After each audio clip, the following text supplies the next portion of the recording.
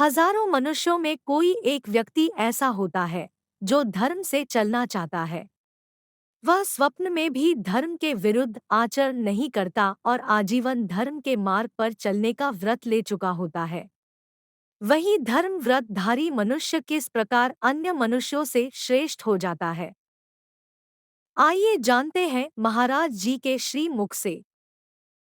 हजारों मनुष्यों में कोई एक होता है जो धर्म से चलना चाहता है। हजारों में कोई एक ऐसा होता है जैसा शास्त्र हमारे लिए आदेश करता है बस वैसे ही चलूंगा, धर्म विरुद्ध आचरण कदापि नहीं होने पाएगा। उसने व्रत ले लिया है धर्म का। धर्म व्रतधारी, धर्म के विरुद्ध कभी कोई जागृत स्वप्न सुषुप्ति में भी हमारे द्वारा आचरण न हो, ऐसा उसका व्रत रहता है।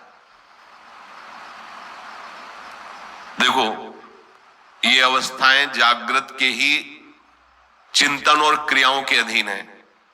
आप जागृत में निरंतर भजन का अभ्यास कीजिए तो आपका स्वप्न भागवतिक होगा और आपकी सुषुप्ति अवस्था में भी क्रिया होती रहेगी भजन की। सोवत हु रसना रटे राधा कृष्ण सुनाम। जिसने ऐसा व्रत लिया कि मैं धर्म से जीवन व्यतीत करूंगा, हजारों मनुष्यों में कोई एक ऐसा होता है। धर्मशील कोटिक महकोई, विषय विमुख विराग रत होई। ऐसे धर्म व्रतधारी करोड़ों मनुष्यों में कोई एक ऐसा होता है कि अब विषयों को नहीं भोगूंगा, विषयों से विमुख होकर के वैराग्य में रति करता है। वैराग्य का सुख सम्राट भी नहीं जानता, वैराग्य का सुख देवराज इंद्र भी नहीं जानते। वैराग्य का सुख कोई विरक्त ही जानता है। बाहरी भाव से नहीं कह रहे, आंतरिक भाव से। जो अंदर से विषयों के भोगने का राग रखे हुए है, बाहर से बैरागी भेष है, वो तो दंभ है, पाखंड है। जिसकी अंदर से विषयों में रुचि हो गई है, वो किसकी? बोले करोड़ों धर्मात्माओं में किसी एक की। हजारों मनुष्यों में कोई एक धर्म व्रतधारी, और उन धर्म व्रतधारी करोड़ों में कोई एक ऐसा होता है जो विषयों का त्यागी, वैराग्य में रति करने वाला। कोटि विरक्त मध्य श्रुति कहई, सम्यक ज्ञान सकृत को लहई। आहा, अब उन करोड़ों वैराग्यवानों में कोई एक ऐसा होता है जिसे यथार्थ ज्ञान प्राप्त होता है। बहुनाम जन्मनावन्ते ज्ञानवान माम प्रपद्यते, वासुदेवः सर्वमिति स महात्मा सुदुर्लभा। जित देखूं तित श्याममयी, मेरा प्रीतम सर्वत्र विराजमान है। ऐसा ज्ञान किसी बिरले को होता है। सम्यक ज्ञान सकृत, सकृत को लहाई। कोई करोड़ों वैराग्यवानों में कोई एक ऐसा होता है जिसको ऐसा सम्यक ज्ञान होता है, न किसी से राग न द्वेष, क्योंकि वो देख रहा है सर्वान वस्तुतया निरीक्ष, सब जगह एक ही तत्व विराजमान है। ऐसा ज्ञान होता है। करोड़ों धर्मात्माओं में कोई एक वैराग्यवान होता है। लाखों वैराग्यवानों में कोई एक तत्वज्ञानी होता है। लाखों तत्वज्ञानियों में कोई एक जीवन मुक्त परमहंस होता है। हजारों परमहंसों में एक ब्रह्मा में लीन होता है, और इन सब से दुर्लभ वह एक मनुष्य होता है जो प्रभु श्री हरि के चरणों का प्रेम प्राप्त करता है। ज्ञानवंत कोटिक महाको, जी जीवन मुक्त सकृत जग सोऊ। ऐसे करोड़ों ज्ञानियों में कोई बिरला बोधवान होता है।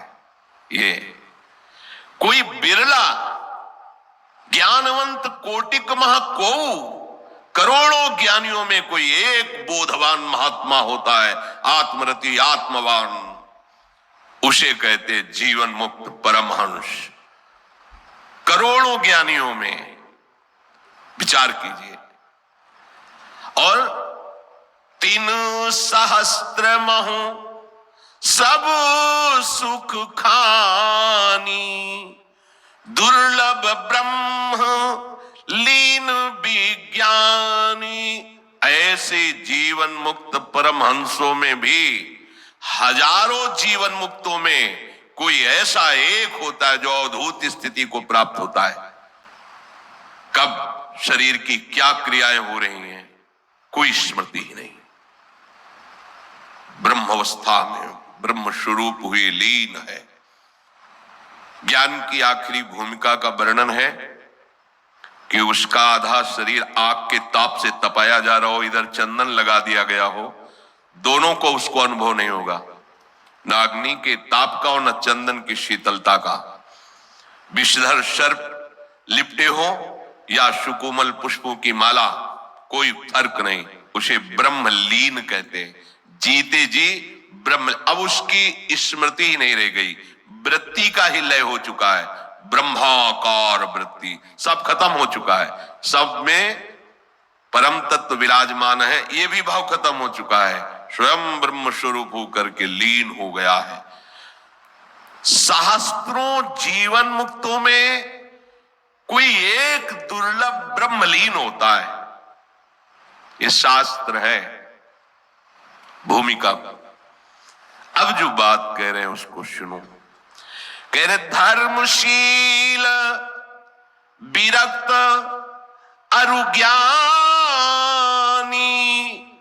जीवन मुक्त ब्रह्म पर प्राणी, सब ते सो दुर्लभ सुर राया, राम भगति रत गत मद माया। आहा, हजारों मनुष्यों में कोई एक धर्मव्रतधारी होता है, करोड़ों धर्मात्माओं में कोई एक वैराग्यवान होता है, करोड़ों वैराग्यों में कोई एक तत्व का ज्ञान प्राप्त करने वाला होता है, करोड़ों तत्व ज्ञानियों में कोई एक जीवन मुक्त परमहंस होता है, हजारों परमहंसों में कोई एक ब्रह्मलीन होता है। कह रहे इन सब से दुर्लभ, इन सब से दुर्लभ बात क्या है? प्रभु श्री हरि के चरणों का प्रेम प्राप्त होना। त्रिगुणात्मिका माया से विजय प्राप्त करके अहंकार रहित हुआ दैन्य भाव को प्राप्त होकर जो भगवान के प्रेम में आंसू बहाता रहता है, ऐसे ब्रह्मलीनों से भी वो श्रेष्ठ माना गया है। अब आप विचार कीजिए।